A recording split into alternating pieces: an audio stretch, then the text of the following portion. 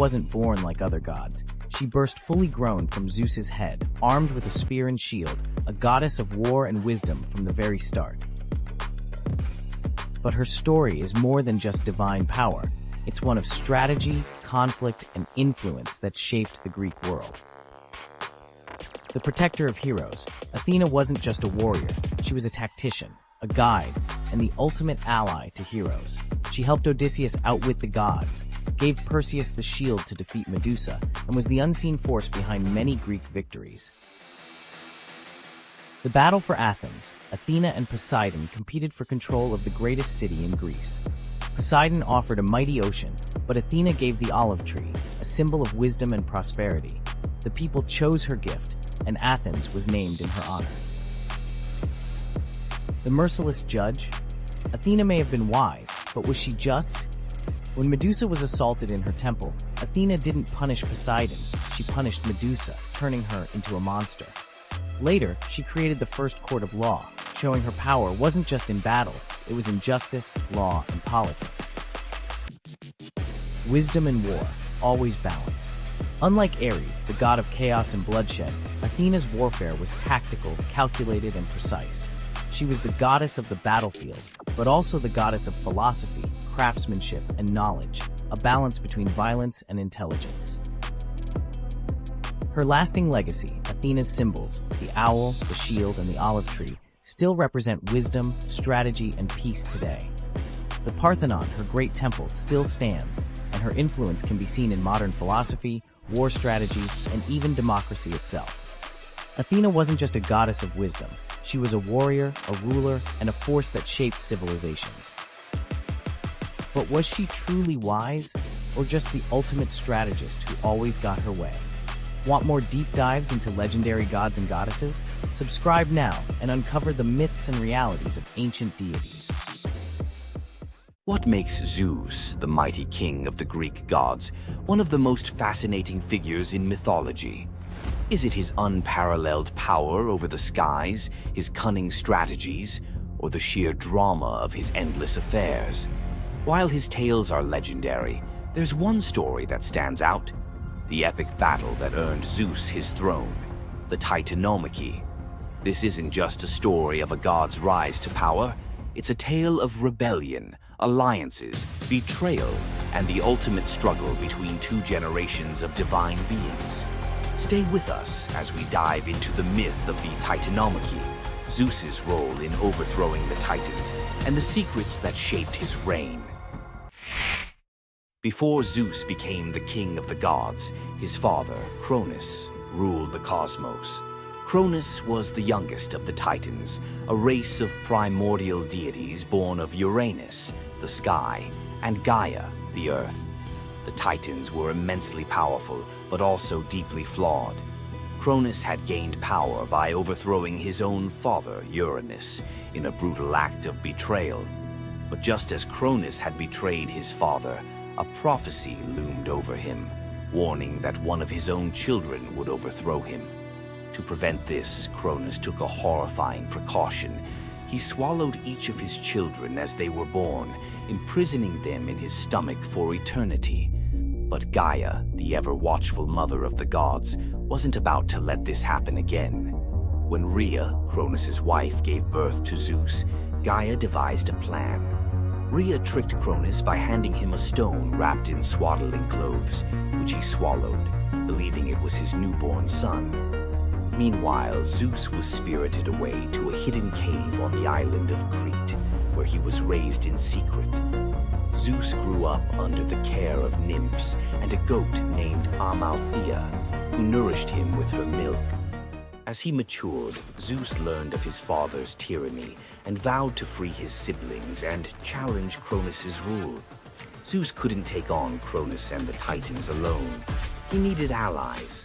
His first move was to rescue his siblings trapped inside Cronus. With the help of the goddess Metis, Zeus tricked Cronus into drinking a potion that caused him to vomit up his children. Hestia, Demeter, Hera, Hades, and Poseidon, fully grown and ready for battle. Now united, the 6 Olympian siblings declared war on Cronus and the Titans. but the Titans were powerful, and the war, known as the Titanomachy, would rage for 10 years with no clear victor.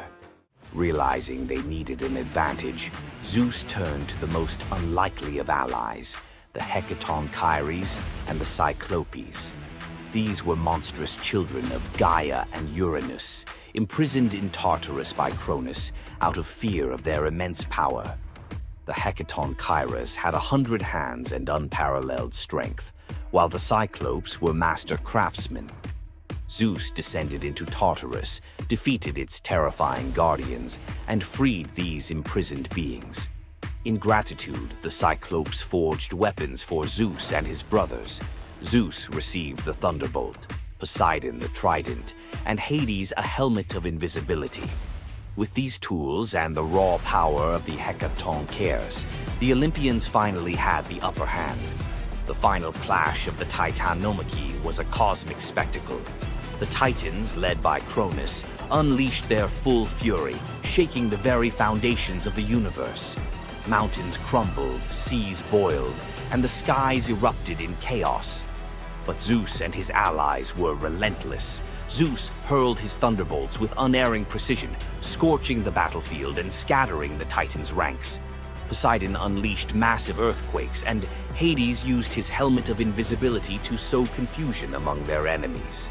The Hecatonchires proved invaluable, hurling massive boulders with their 100 hands, overwhelming the Titans. One by one, the Titans fell, their immense power no match for the combined might of the Olympians and their allies. Cronus was the last to fall. Zeus struck him down with a thunderbolt so powerful that it split the skies. With Cronus's defeat, the Titanomachy was over. With the Titans defeated, Zeus and his siblings faced a choice: what to do with their vanquished foes.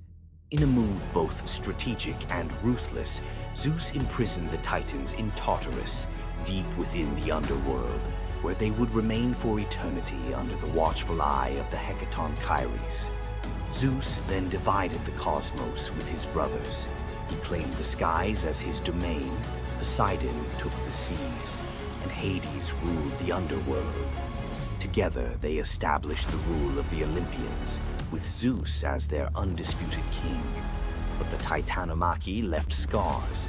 Gaia, enraged by the imprisonment of her Titan children, gave birth to new monstrous beings to challenge Zeus's reign. Among them was Typhon, a creature so fearsome that even the gods trembled before him. Typhon's battle with Zeus is another story for another day, but it serves as a reminder that power in the ancient world was never secure. Zeus's rise to power marked the beginning of a new era, but his reign was anything but peaceful. While he was the king of the gods, his rule was marked by constant challenges, from rebellious mortals to jealous deities and his own unquenchable desire for love and control. Zeus was both a protector and a tyrant, a figure who inspired awe and fear. His thunderbolts were a symbol of justice, but they were also a tool of destruction. He fathered countless children, both mortal and divine, and his many affairs often sparked conflict among the gods. Yet, despite his flaws, Zeus's rule brought stability to a chaotic world. Under his reign, the gods established order, overseeing the realms of humans and maintaining the delicate balance between earth, sea, and sky. The myth of Zeus and the Titanomachy isn't just a tale of war. It's a story about the cycles of power and rebellion. Just as Zeus overthrew Cronus, who had overthrown Uranus, Greek myths suggest that even the mightiest rulers are vulnerable to the forces of change. Zeus's story reminds us that leadership comes with its own set of challenges.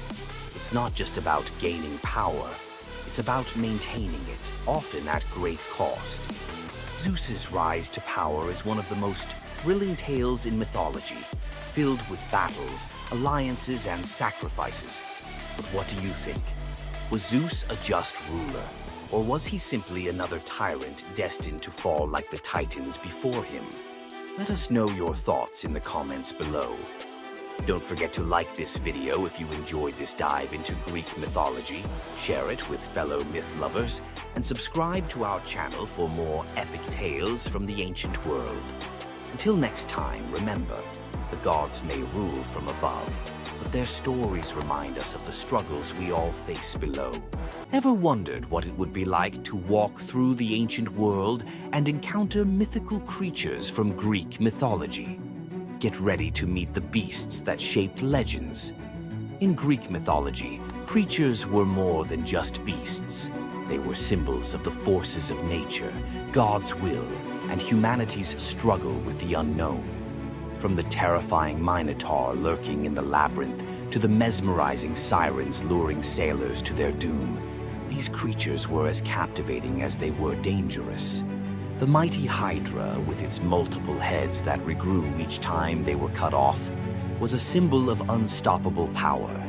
The Cerberus, the three-headed dog guarding the gates of the underworld, represented the barrier between life and death. But not all mythical creatures were monsters.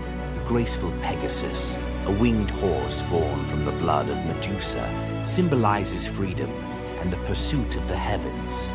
These creatures still live on in our stories, haunting the shadows of ancient Greece and whispering through the winds of time. Which Greek mythological creature fascinates you the most? Share your thoughts and don't forget to subscribe for more legendary tales from Greek mythology. Hey, myth explorers, ready to wander off the beaten mythological path? You know Zeus's thunderbolts and Hercules' labors. Fine. But what about the day the bees turned their backs on their god? Or the huntress whose sons were cursed to become flesh-hungry bears? Or a girl so clever Athena loved her, then hated her enough to shrink her to an ant? And finally, an apple that quite literally broke a young man's heart. Keep watching. Each tale swerves from wonder to horror to bittersweet awe, and the last lines of every story connect like hidden threads. Miss even 30 seconds, and you'll lose the clue that ties them all together. When Zeus married Hera, Hermes carried gold-edged invites to every being, mortal, divine, animal. Chelone, a river nymph, accepted with a careless nod, but when the day came, she sniffed at the sky, poked the embers in her hearth, and sighed, "My little house is warmer than Olympus." Hours later, the wedding procession rolled past in thundercloud pomp. Hermes spotted Chelone's empty chair. Rage ignited in his silver sandals. He swooped down, seized the entire cottage, roof, pillars, walls, Chelone still clutching a teacup inside. One spell later, cottage and nymph fused into a single creature, shell on the back, head poked out, doomed to crawl forever carrying the home she wouldn't abandon. The first tortoise. Locals swear that on spring evenings, if you kneel by a brook and whisper, "Leaving soon?" any tortoise nearby will retreat into its shell, tiny echo of a goddess-scorned recluse. Long before "Save the Bees" was a slogan, there was Aristaeus, demigod shepherd, inventor of cheese, olive oil, and above all, beekeeping. People swore the hum of his hives kept sickness out of the valley. Then one midsummer dawn, every bee lay motionless, wings stiff as parchment.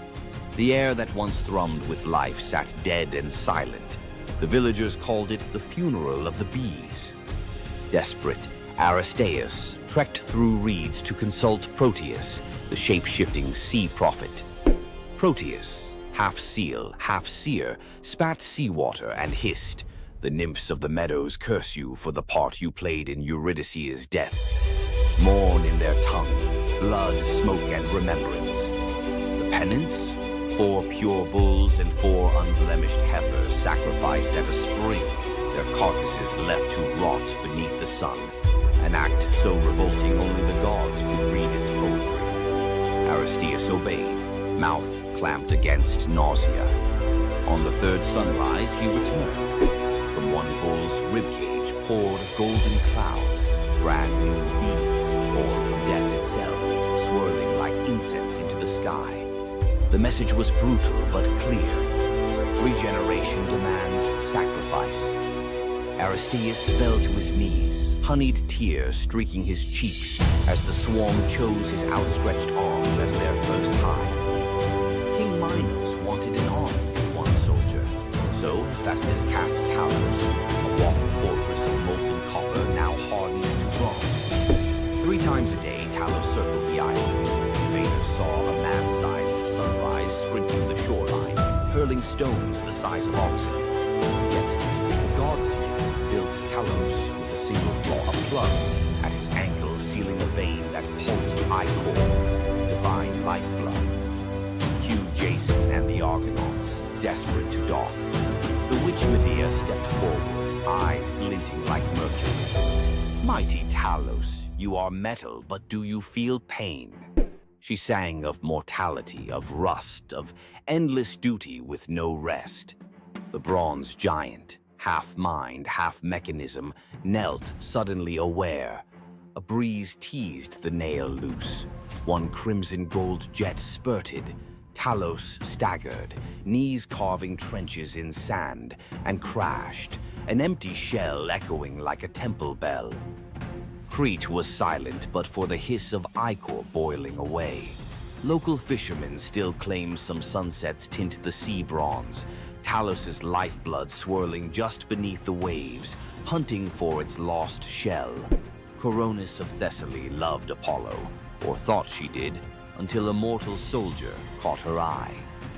While Apollo healed plague in Delphi, Coronis entertained her new lover in secret. Only the raven, Apollo's avian spy, saw everything. The bird wrestled with the knowledge. If it spoke, a human would die. If it stayed silent, a god would suffer humiliation. Instinct 1, loyalty to the sun. It flew for 3 days, trailing white feathers through storm clouds, and crashed onto Apollo's lap to report the betrayal. Apollo's rage was surgical. One golden arrow, one heartbeat, Coronis felled. But as her blood soaked the sheets, guilt hit harder than plague, because Coronis carried his unborn son, Asclepius. Apollo yanked the child from the dying womb, gave him to the centaur Chiron, and spun on the trembling raven. You wanted me to see darkness. Now wear it.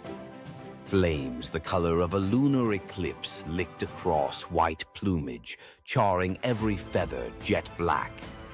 The raven screeched, not from pain, but from shame immortalized. From then on, ravens lost the ability to speak in clear words.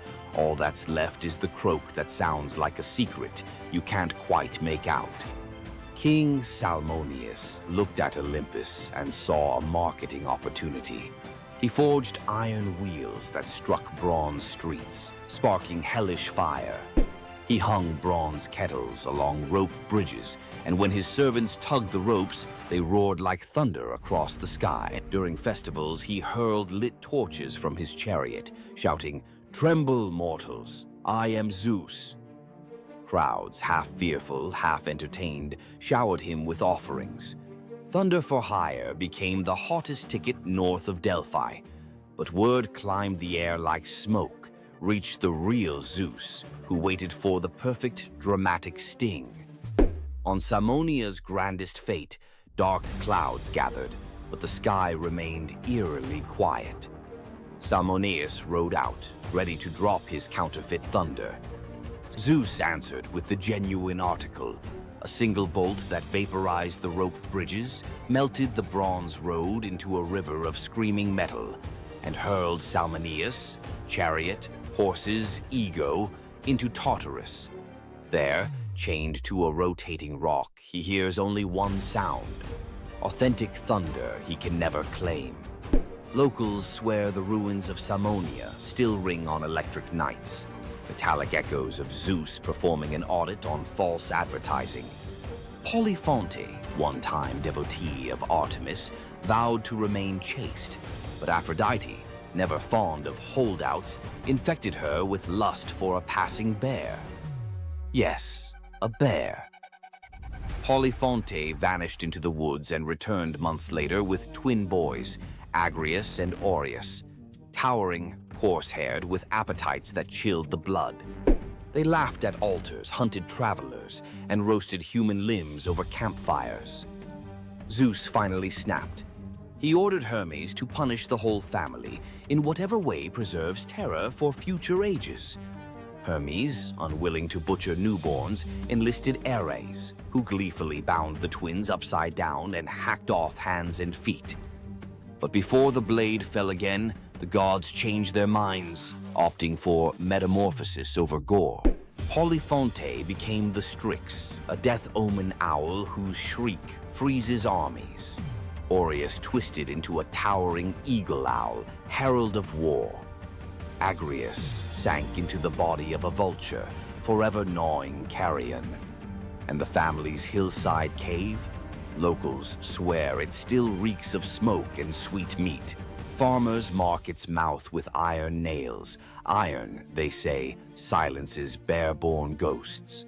Next time an owl howls before battle, remember Polyphonte's cursed lullaby, a mother's love curdled into dread for every soldier who hears it. Athena once chose an Attic girl named Myrmex as her personal protege. The goddess introduced a dream project, the world's first plow. Myrmex watched, learned, then, intoxicated by the crowd's applause, whispered that she had invented the tool. Athena's gray eyes darkened. Soon after, a jealous wind shoved Myrmex while she harvested wheat. She staggered, dropped an armful of sheaves, and heard laughter, a cruel echo of her own boast.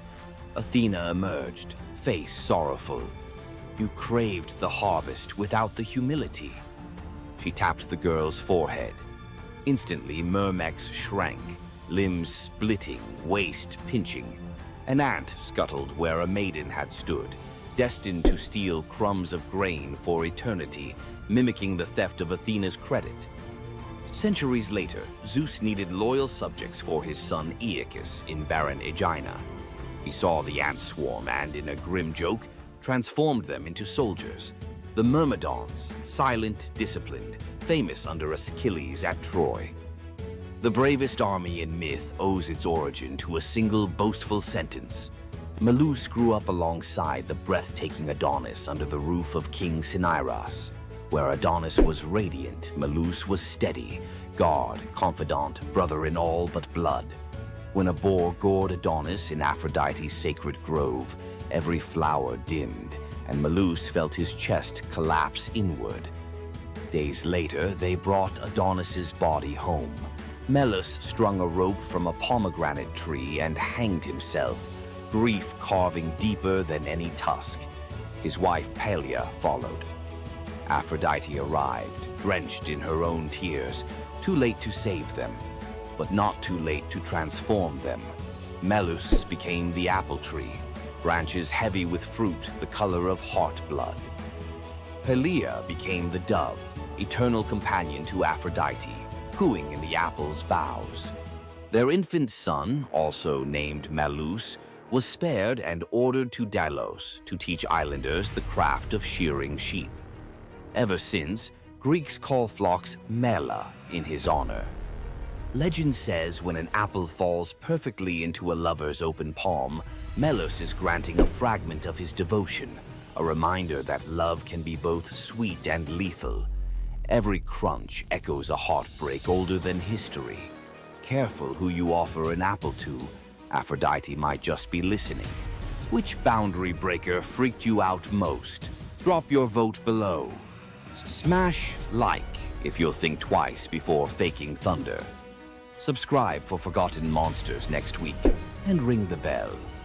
Unlike Melinoe, notifications haunt only by day. See you in the echoes. Heroes, monsters, tragedies, you know the drill. Tonight we flip the script. Some little-known tales where wit, nerve, or kindness earn outright miracles. Glass number 1 holds a bronze serpent coiled around a sprig of green, and a boy who literally came back sweeter than honey. Knossos in Midsummer smells of rosemary, sea salt, and beeswax. While the court argued harvest taxes, young Glaucus chased a bright blue lizard past the kitchens, through a corridor stacked with amphorae of fermenting honey, and, because small boys fit where gods do not, straight down a ladder into the palace cellars. Down there, the air was syrup thick. Glaucus peered into a half-open jar, hoping to see the lizard's tail. One wobble, a slip, a splash. The honey swallowed his cry, sealed itself like amber, and the cellar went still except for the slow fizz of wild yeast. When the nurse discovered an empty playroom, Minos promised royal exiles, or worse, to anyone who failed to find his heir. Search parties raked the island. An oracle finally muttered, "He is where sweetness turns to gold, and the color-changing calf is the compass." Everyone stared blankly, except one messenger who remembered a traveling seer rumored to solve riddles the way bards solve rhyme schemes. Polyidus arrived soaked in salt spray and sarcasm. Minos thrust him in front of the palace's miracle calf, white at dawn, tawny by noon, black at dusk. The king demanded an explanation, and his son before sundown. The seer stroked his beard, watched the calf cycle its living palette, and smiled.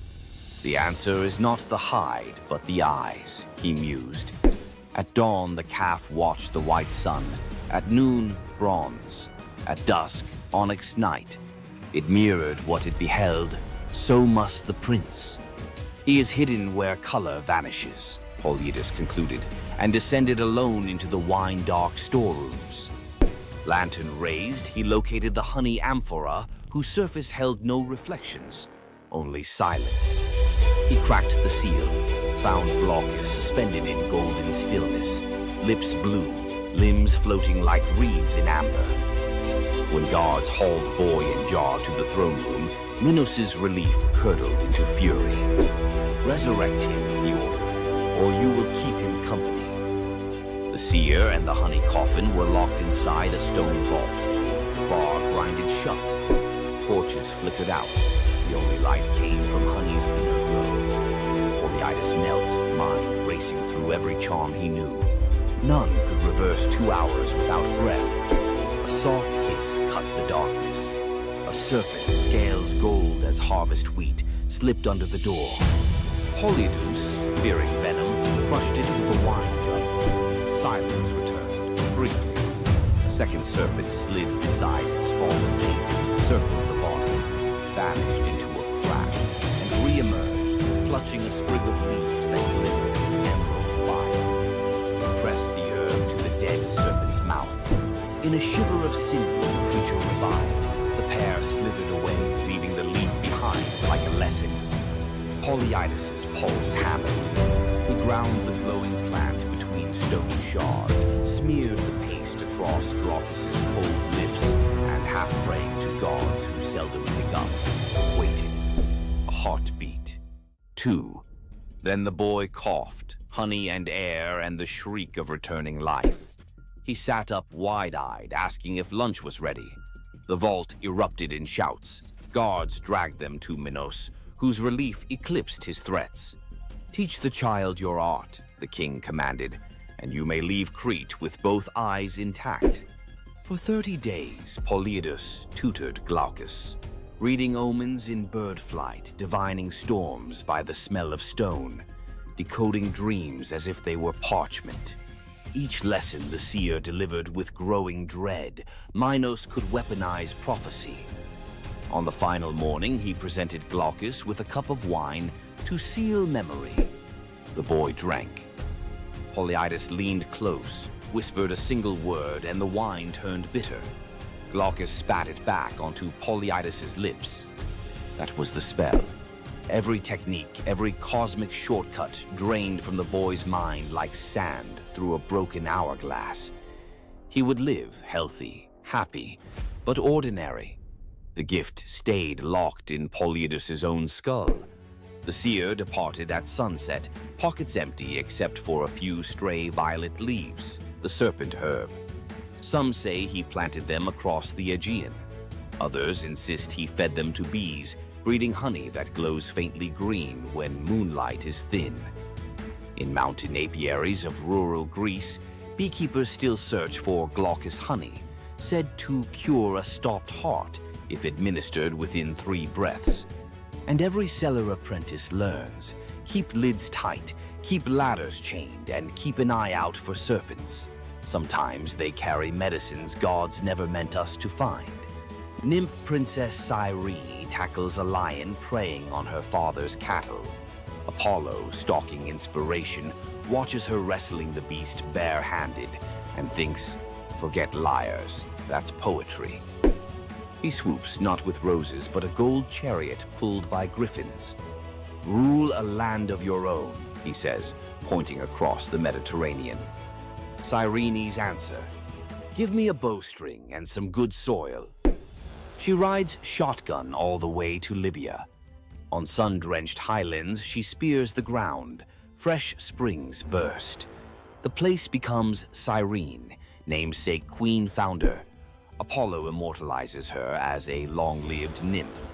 Their sons include Aristaeus, future bee guru, and Idmon, Argonaut prophet. Centuries later, Cyrenean olive oil sells for triple price in Athens. Bottles carry a tiny embossed lion, reminder that one headlock can echo into a civilization.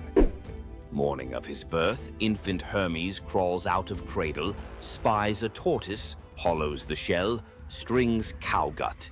Voila, the first lyre. Same afternoon, he rustles 50 of Apollo's divine cattle, walking them backward to confuse hoofprints. Apollo tracks the tune of an unfamiliar instrument to a cave and catches, not a rustler, a giggling baby. Hermes begins to play. The melody melts Apollo's fury like wax. The sun god trades the entire herd plus the golden staff of herdsmen for the lyre. Contract signed before Hermes can crawl again. Apollo becomes patron of music. Hermes gains official portfolio of travelers, traders, and, ironically, thieves.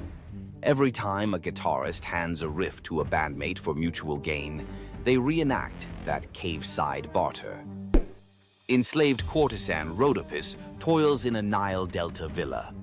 Her only treasure, a rose-hued slipper dating to her free childhood. She washes linens in the river, humming Ionian lullabies. While drying on the bank, one slipper is whisked by a sacred falcon, messenger of Horus, who drops it into Pharaoh Psamatechus's lap during court. Kings love omens. He declares he will marry the owner. Decree echoes across gnomes. Every woman must try the slipper. Noble women sulk. The shoe fits none until desert winds guide inspectors to Rhodopis scrubbing floors. The leather hugs her heel like destiny. Pharaoh weds the astonished Greek. At festivals, Rhodopis releases doves in thanks, tying our dove myth into hers, while storytellers across the Mediterranean seed the earliest Cinderella variant. Tyrrhenian pirates spy a pretty youth on an island. Clueless, it's Dionysus in vacation mode. They abduct him, plotting ransom. Helmsman Acoetes senses trouble but is overruled. Ropes fall off as ivy coils up masts. Sweet wine floods planks. Panthers materialize, purring menace. Pirates jump ship in panic. Instead of vengeance, Dionysus transforms them into dolphins so they can atone by guiding sailors. Acoetes receives priesthood and a lifetime ticket to every Bacchic festival. Mediterranean fishermen still toss libations overboard for the merry sailors, believing every dolphin escort is a pirate making cosmic amends. On a Boeotian hillside, twin princes Amphion and Zethus debate destiny. Zethus flexes farm boy muscle, shouting, "Stone walls rise by calloused hands." Amphion replies by tuning a 7-string lyre, a gift Apollo slipped into his cradle. They inherit a dream, rebuild ruined Thebes. Zethus drives oxen and hefts limestone, but progress is glacial. At sundown, Amphion plucks a chord so pure nightingales freeze mid-song. Blocks quiver, lift and float into place. Each note a crane, each chord a pulley. Workers drop their levers and just watch. The wall grows faster than dawn's shadow. Jealous masons challenge him to raise the Cyclopean gate alone. Amphion smiles, strums a rugged minor scale. Boulders lumber across the valley like obedient elephants. Zethus, not to be outdone, times hammer blows to his brother's rhythm. For one glorious hour, hard labor becomes rock ballet. When the ramparts close, citizens cheer both sinew and song. Legends claim every stronghold thereafter leaves a lyre motif somewhere in its masonry, a secret tip of the hat to the prince who taught stones to dance. Modern acoustic engineers still reference the Amphion effect when vibration solves heavy lift problems. Princess Evadne hides an affair with Apollo. During labor, a blaze of violet light floods the barn. Baby Eamus arrives enveloped in wild violets. Fearful, she places him on the riverbank, trusting fate. Weeks later, shepherds follow a bizarre sight. Honeybees moving in arrow formation. They find the infant alive, fed by nectar dripping from the flowers around him. The shepherd who lifts the child hears a voice inside his skull. "Raise me, I'll repay you in answers." At adolescence, Apollo calls Iamus to Olympia's sacred grove. The god lays out 2 golden bowls, memory and forgetting, telling him to sip both. First bowl grants recall of every secret root in earth. Second erases the fear of sharing that knowledge. Iamus founds a bloodline of oracles, famed for perfect attendance records at Delphi and Olympia. Even today, locals say a self-sown violet patch near the Alpheus River blooms out of season before big sporting events, Apollo's subtle wink that a prophecy ticket is about to drop. Young healer Melampus saves 2 baby snakes from a plow blade. Nights later, they slither onto his pillow and lick his ears with herbal-coated tongues. He bolts upright, to a cacophony that suddenly makes sense. Sparrows gossip, ants debate tunnel routes, sheep rehearse lullabies. King Proteus's daughters are struck with goat hallucinations, stampeding through Argos. Melampus eavesdrops on an oak tree, chuckling with a raven. A draught of hellebore in river foam will still their frenzy. He brews it. One sip and royal sanity snaps back. Kingdom cheers. Fee time. Melampus wants 1/3 of the realm. Proetus balks until the cattle low in perfect Greek. He's worth it. Impossible to refuse a bovine referendum. Territory ceded.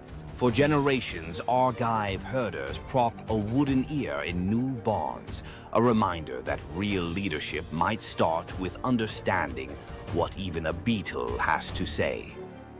Priest King Aeneas hosts Dionysus and Apollo at a midsummer feast. In gratitude, the gods bless his 3 daughters, Oeno, Spermo, Elais, with hand gestures that turn objects into wine, grain, and oil. Years later, the Achaean armada, en route to Troy anchors at Delos, supplies dangerously low. Aeneas offers help. The daughters flick wrists, and the beach is suddenly a farmer's market. Agamemnon plots to kidnap the miracle caterers for a 10-year war buffet. Dionysus intervenes. With a grape leaf touch, he turns the sisters into doves. Free to fly anywhere, grain, oil, and wine are prayers waiting to be answered. Delian festivals still release 3 white doves at dawn over picnic blankets. Fishermen swear the birds guide them to shoals fat with fish. Proof generosity multiplies even after airborne retirement. If you felt the buzz of bees and the rattle in the dark, hit like, subscribe for more long-form myth dives, and ring the bell so the next chapter arrives before the honey seals shut. Imagine having a wish so powerful that everything you touch turns to gold. Sounds like a dream, right? But for King Midas, this dream turned into a nightmare. Let's dive into his tragic story. Once upon a time, King Midas ruled over a prosperous kingdom known for his wealth and opulence. But Midas wasn't just content with riches. He wanted more. He wished for the ability to turn anything he touched into gold. One day, the god Dionysus appeared before him and, impressed by Midas's devotion, granted him the wish. At first, Midas was overjoyed. Everything he touched, his food, his treasures, his furniture, transformed into gold. His wealth grew beyond imagination, and his joy knew no bounds. But soon, Midas realized the curse of his wish. He touched a rose, gold. He touched his food, gold. Desperate for a meal, he tried to drink water, gold. In horror, Midas realized that even his daughter, whom he loved dearly, turned into a lifeless golden statue when he touched her. Furious with the consequences of his greed, Midas begged Dionysus for mercy. The god, seeing the king's suffering, told him to wash in the river Pactolus. And in that moment, Midas's golden touch was taken away. The river's waters, now imbued with Midas's curse, carried gold downstream, forever tainting the land. King Midas's story is a reminder that greed often blinds us to the consequences of our desires. His once prized gift became his greatest curse, teaching us that not all treasures are worth the price. If King Midas's tale of power and greed left you thinking, make sure to subscribe for more epic Greek myths and their timeless lessons. Stay tuned for more stories of fate, love, and the god's wrath. Imagine a woman so terrifying that a single glance from her could turn anyone into stone. Medusa, a name that echoes through history as a monster, a villain, and a symbol of pure horror. But what if everything you thought you knew about her was wrong? Medusa wasn't always a monster. Her story is one of betrayal, injustice, and a curse she never deserved. She wasn't born a villain. She was made into one by the gods themselves. But even as a victim, she found a way to turn her tragedy into power. Today, we'll unravel the myth of Medusa and discover the deeper truth behind her story. From her tragic origins to her transformation into a feared Gorgon, to her epic confrontation with Perseus. This is the tale of Medusa like you've never heard it before. Long before the snakes, before the curse, Medusa was a mortal woman of extraordinary beauty. She wasn't born a monster. She was born human, the daughter of the sea gods, Phorcys and Ceto. While her sisters, Stheno and Euryale, were immortal Gorgons, Medusa stood apart as the only mortal among them. But it wasn't her mortality that set her apart. It was her beauty. Medusa's golden hair, radiant complexion, and striking eyes captured the attention of everyone, even the gods. She served as a priestess in the temple of Athena, goddess of wisdom and war, vowing to remain pure and devoted to the goddess. This is where her life took a tragic turn. According to the myth, Poseidon, the god of the sea, became infatuated with Medusa. Overcome by desire, he pursued her relentlessly, and one fateful day he cornered her in Athena's temple. Medusa, defenseless, could not escape his wrath. But instead of protecting her, Athena turned her fury against Medusa. The goddess, enraged by the desecration of her temple, cursed Medusa for what had happened, punishing the victim instead of the perpetrator. Athena's curse transformed Medusa into a Gorgon, a being so hideous that no one could bear to look at her. Her golden hair turned into a nest of venomous snakes, and her eyes became so powerful that a single glance could turn living creatures to stone. This moment defined Medusa's new existence. Once revered for her beauty, she was now feared and hunted as a monster. But beneath the horror of her transformation lay a deeper question. Was Medusa truly cursed, or had she been given a weapon to defend herself in a world that had betrayed her? Medusa fled from civilization, retreating to a remote island where she lived in solitude. Here she came to terms with her new form and the terror it inspired. The snakes in her hair hissed constantly, and her reflection, once a source of pride, was now a weapon she couldn't dare to look at. But the world wouldn't let her rest. Tales of the monster of the island spread across Greece, and soon warriors came seeking glory by trying to slay her. None succeeded. Each challenger who entered her domain fell victim to her petrifying gaze, their bodies forever frozen in stone. Medusa's life became one of survival, fending off those who sought to destroy her while grappling with the isolation of her curse. She was trapped in a cycle of violence she didn't choose, but couldn't escape. As the years passed, Medusa's story became twisted. In the eyes of mortals, she was no longer the victim of a cruel curse, but a monster to be feared. The tragic young woman was lost to legend, replaced by the image of a terrifying villain. Enter Perseus, a young demigod with a destiny to fulfill. Tasked with bringing back Medusa's head as proof of his strength, Perseus embarked on a perilous journey to find her.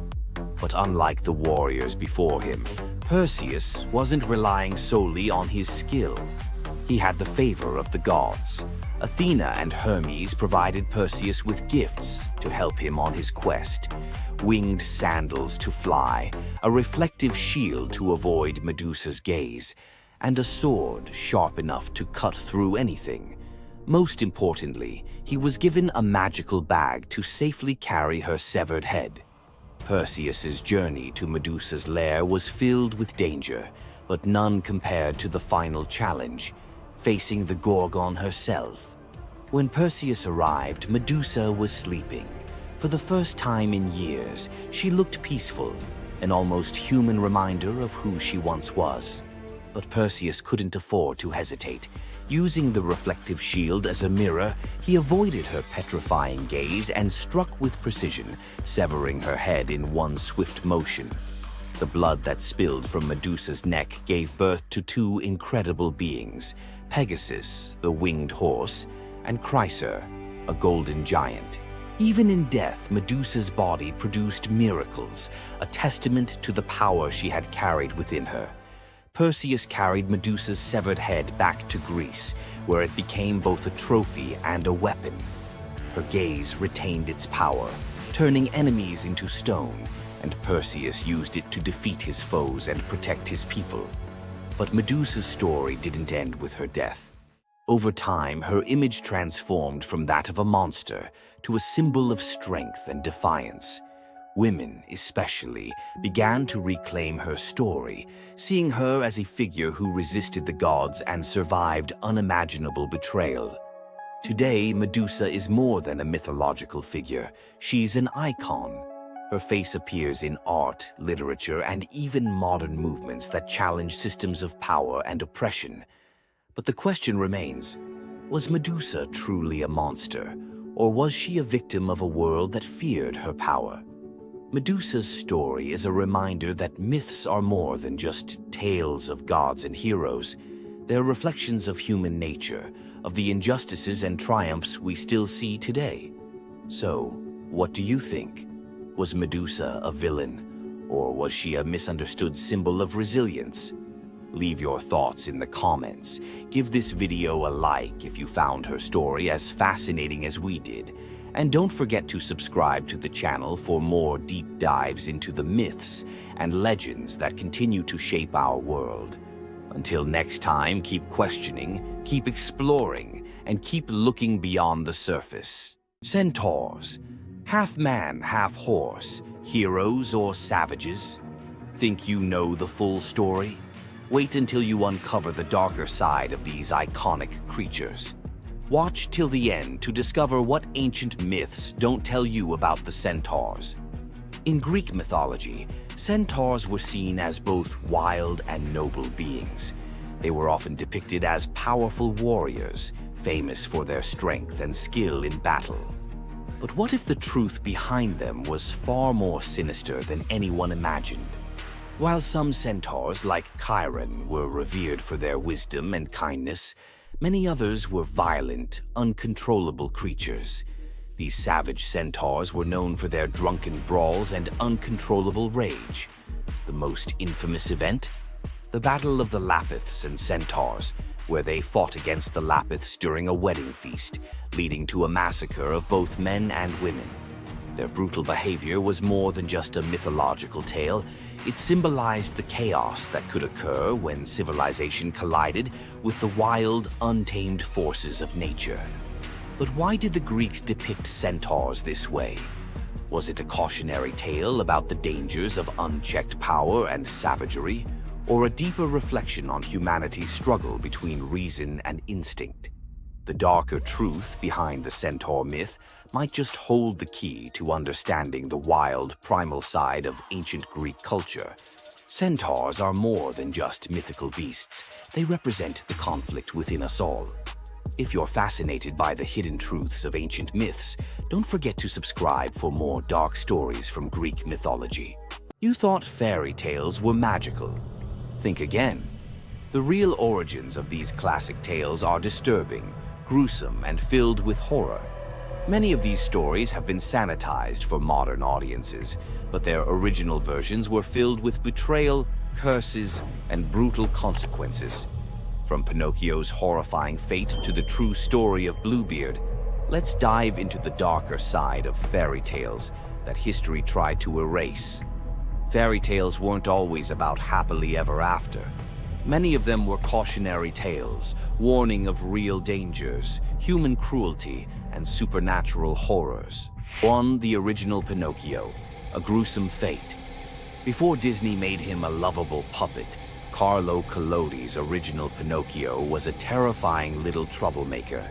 Instead of learning his lesson, he was hanged from a tree by a group of bandits, left to suffocate as a punishment for his misdeeds. 2.